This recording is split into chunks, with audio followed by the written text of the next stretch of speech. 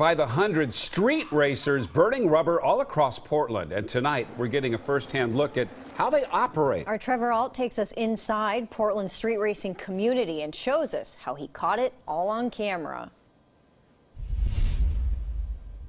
Over the past few months, we've covered a number of stories on street racing going out of control, some of them with crashes, others with roads and bridges shut down. It was enough to make it clear that this is a pervasive culture here in Portland. So my photographer, Kenny Knutson, and I worked our way into the group, filming with our cell phones to show you what happens at these rallies and why police have a hard time stopping them.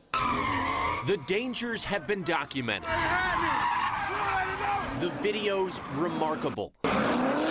They're out there driving like idiots. Over and over, we've shown you Portland street racers getting out of hand. 3 or 4 fatalities in the last several years. For most of these drivers, it all starts with a legal car show. Every Sunday night, car enthusiasts line up under the Morrison Bridge, block after block after block, for the Red Door meet. We don't do the revving and burnouts.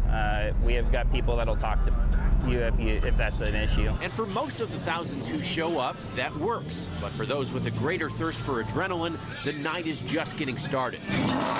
We found out drivers looking to take their car meets elsewhere meet at a nearby gas station, then head out. I asked one of them where we were going, and he was reluctant to tell me at first. He said they didn't know, but as I walked away, he shouted to head to 158, meaning 158 Airport Way. Within a minute of arriving, tires were spinning. And one by one, cars, trucks, and SUVs took turns burning rubber in the parking lot. At most, only about 20 or 30 people ended up here. But then I overheard a driver telling his friends to head to T6, a separate location several miles west up Marine Drive, so that's where we went. With dozens of cars lining the shipping yard, drivers kicked up smoke and drifted,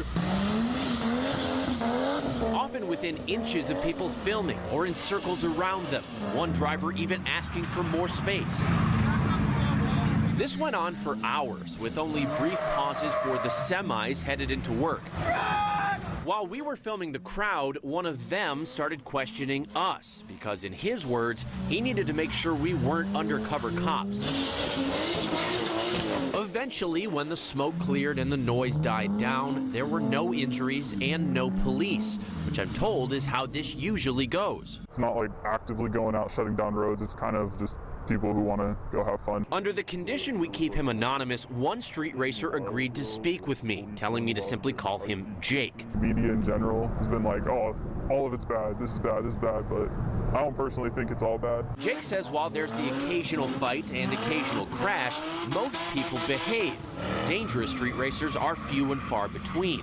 He tells me these gatherings are just a different type of hobby, even comparing it to bowling. If an accident happens when you're bowling, like, whatever, you know, but if an accident happens when it's driving, it's like a huge deal. I'm not aware of people dying bowling. Sergeant Greg Stewart isn't buying that comparison. He says Portland police have been trying to crack down, but the case law often leaves them handcuffed. Our ability to impound vehicles over the last several years has been restricted, and that has been a significant handicap. According to city laws, police can only tow vehicles if they make an arrest or if there's a warrant out for the driver. Now, in the past, they've just given out citations, but a lot of these drivers don't have insurance or even licenses, so they're barely phased.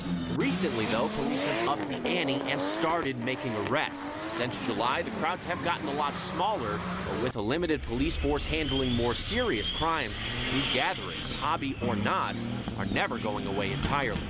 I also talked to the district attorney's office. They tell me street racing is a serious community safety issue, and they'll hold street racers accountable to the fullest extent.